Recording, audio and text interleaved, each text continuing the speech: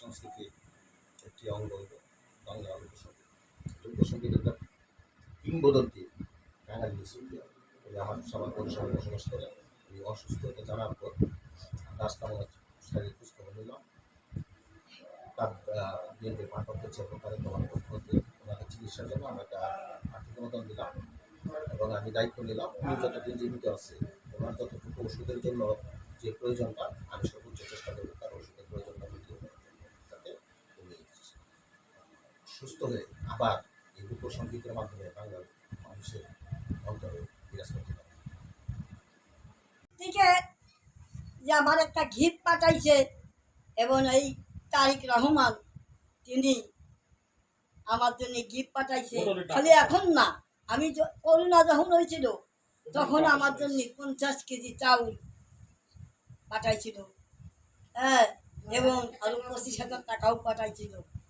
তারিক জিয়া খুব ভালো লোক এবং আমার খুশির দায়ের হাতে কিছু গিফট আমারে পাঠাইছে আমার বাসায়। তা যা হোক, আমার এই খুশির দায়ের জন্য আপনারা সবাই দোয়া করবেন এবং আশীর্বাদ করবেন যে সে যেন আমাদের এই মাঝে নেওয়ার হইতে পারে পৌরসভার, তাহলে আমার মনটা খুব খুশি হবে। আগে তো কমিশনার ছিল, এখন যেন নেওয়ার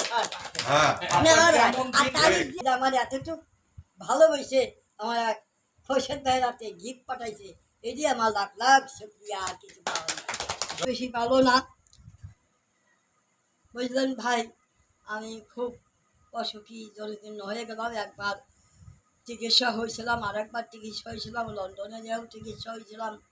তা আবার আমি মনে করতেছি যে এই বিএনপি থাকতে উঠে যদি এই বিএনপির পক্ষের থেকে যেন আমি আবার বিদেশে যাইয়ে যেন চিকিৎসা হইতে পারি।